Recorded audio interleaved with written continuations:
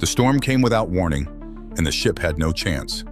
The crew of the Red October clung to anything they could as monstrous waves battered their vessel.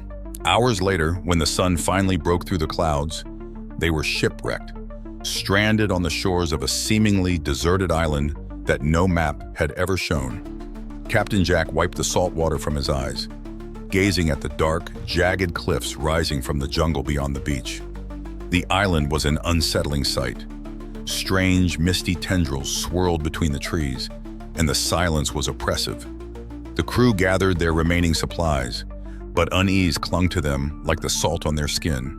"We need to find fresh water," Jack commanded, trying to restore a sense of order. The crew, an eclectic group of sailors, a navigator named Finn, and a doctor named Rose with other sailors, began to move inland, trekking through the dense, humid jungle. But the deeper they went, the stronger the feeling of being watched became. The first ghostly encounter happened at dusk.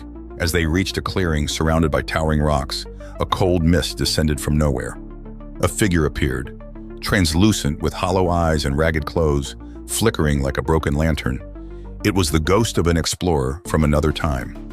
The crew froze as the apparition pointed to the jungle, then vanished as quickly as it had appeared. "What? What was that?" stammered Finn, his face pale.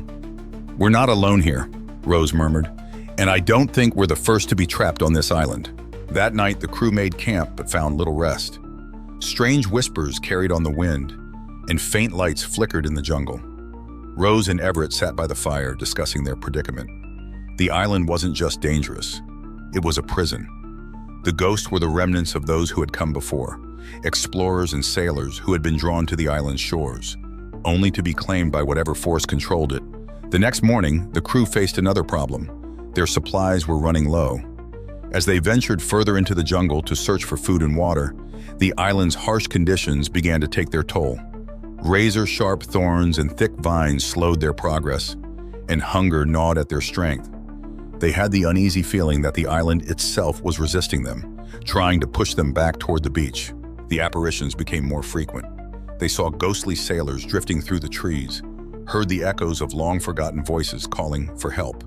Finn, increasingly paranoid, believed they were being lured into a trap, but Jack knew they had no choice but to push on and find the heart of the island's mystery. On the third day, they discovered the ruins. Hidden deep in the jungle was an ancient stone structure, overgrown with moss and vines. It was there that they uncovered the truth. The island was cursed. Long ago, it had been the site of a powerful ritual by an ancient civilization, one that had bound the souls of anyone who came to the island. The force controlling the island was ancient, angry, and relentless. As the crew explored the ruins, the mist thickened and the air grew cold. The ghosts became hostile, surrounding them with mournful cries. The island wanted them too. In a final desperate battle, the crew fought back. Rose, using her knowledge of history and medicine, uncovered symbols in the ruins that could disrupt the island's curse.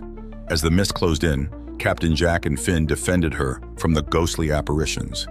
The ghosts swirled around them, clawing at their minds, trying to pull them into the island's eternal grasp. With a shout, Rose completed the ritual. The mist exploded outwards, and the ghosts let out a final, sorrowful wail before dissipating into the air. The island fell silent, its grip on them broken.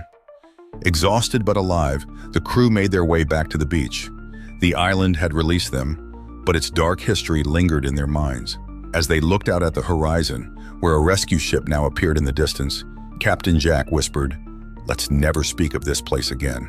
And they didn't, but the island, forgotten by time, continued to wait for its next victims.